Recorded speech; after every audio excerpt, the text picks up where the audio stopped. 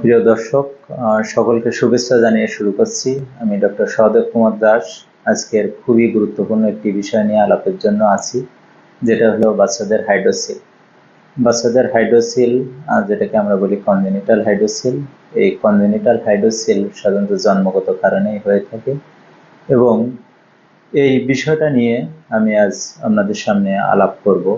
Hydrocele কি? অন্ডকোষের বাইরের দুইটা আবরণের ভিতরে যদি পানি জমে অথবা ফ্লুইড জমে, সেটাকে আমরা হাইড্রোসিল বলি। দেখুন, মারা সাধারণত আমাদের কাছে আসেন বা অভিভাবকরা আমাদের কাছে আসেন কিছু সমস্যা নিয়ে। সেটা হলো বাচ্চার অন্ডকোষে পানি জমা বা ফুলে যাচ্ছে, এবং এটা এক পাশে হতে পারে বা দুই পাশে হতে পারে, এবং এই ফোলাটা সাধারণত সকালবেলার দিকে কম থাকে। এটা দিনের শুরুতে কম থাকে, যখন বাচ্চা খেলাধুলো করে, দৌড়াদৌড়ি করে, এখানে ওখানে চলাফেরা করে, তখন আস্তে আস্তে এটা বাড়তে থাকে। তো এই ধরনের ফোলা আমরা যদি এক্সামিনেশন করে দেখি, এটা একটা নরম ফোলা, এবং এটা আমি টর্চ মেরে যদি দেখি, টর্চের আলোয় দেখলে ভিতরে পানি আছে সেটা বোঝা যায়। বাচ্চাদের হাইড্রোসিল আর অ্যাডাল্টের হাইড্রোসিল নিয়ে অনেকে প্রশ্ন করেন যে একই কিনা, এবং একইভাবে অপারেশন করা যায় কিনা। দেখুন, বাচ্চাদের হাইড্রোসিল সম্পূর্ণ একটি জন্মগত কারণ, এবং অ্যাডাল্টের হাইড্রোসিল এটা জন্মগত কারণে হয় না, এটা অন্য কারণে হয়ে থাকে। দেখুন, একটা বাচ্চা যখন গর্ভাবস্থায় পেটের ভিতরে থাকে, মায়ের পেটের ভিতরে থাকে, তখন বাচ্চার শুক্রাশয় বা অন্ডকোষটি বাচ্চার পেটের ভিতরে থাকে। এটা জন্মের কিছুদিন আগে এই অন্ডকোষটা নেমে, যে পথ দিয়ে পেট থেকে নেমে অন্ডথলিতে নেমে আসে, সেই পথ বরাবর একটা যোগাযোগ থেকে যায়।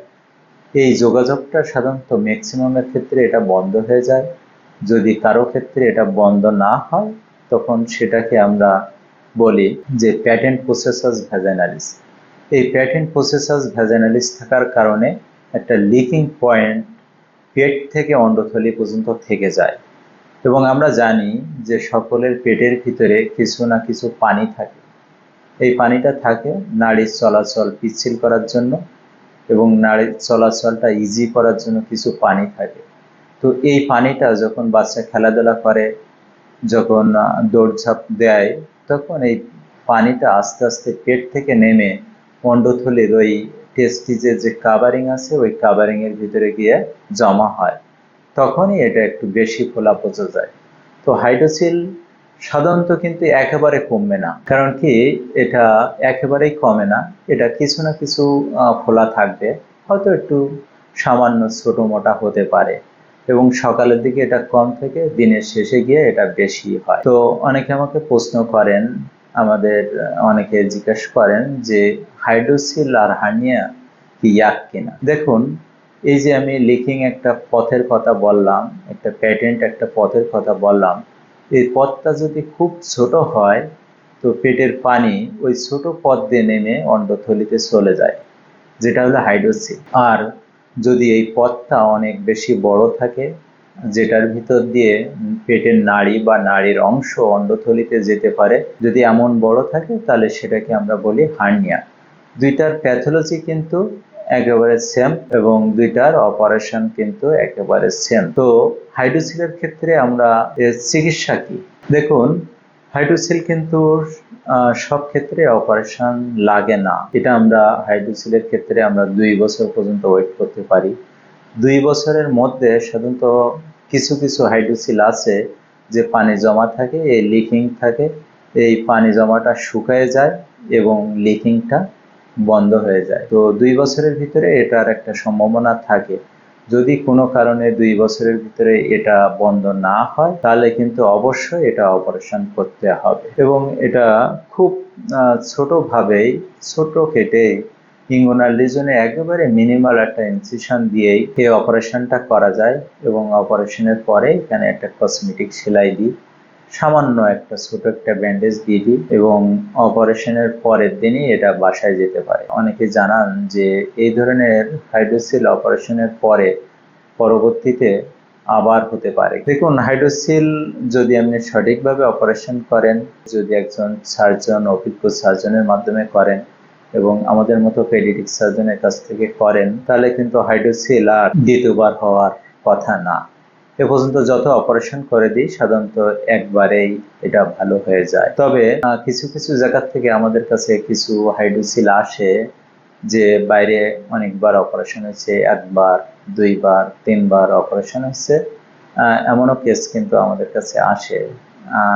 তারা আসলে বিভিন্ন জায়গায়, অন্য জায়গায় এবং আনাড়িয়াতে এগুলো অপারেশন হয়।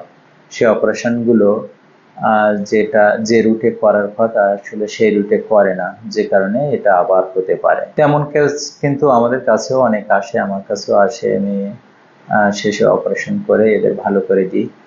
আসলে অ্যাডাল্ট সার্জারি রুটই এক রুটে করতে হয় হাইড্রোসিল, এবং বাচ্চাদের হাইড্রোসিল হলে এক রুটে অপারেশন করতে হয়। এবং যিনি বড়দের হাইড্রোসিল করেন, তিনি যদি বাচ্চাদের হাইড্রোসিল করতে যান, তাহলে কিন্তু তিনি ওই রুটে করবেন না এবং আবার হওয়ার এটা ভয় থাকে।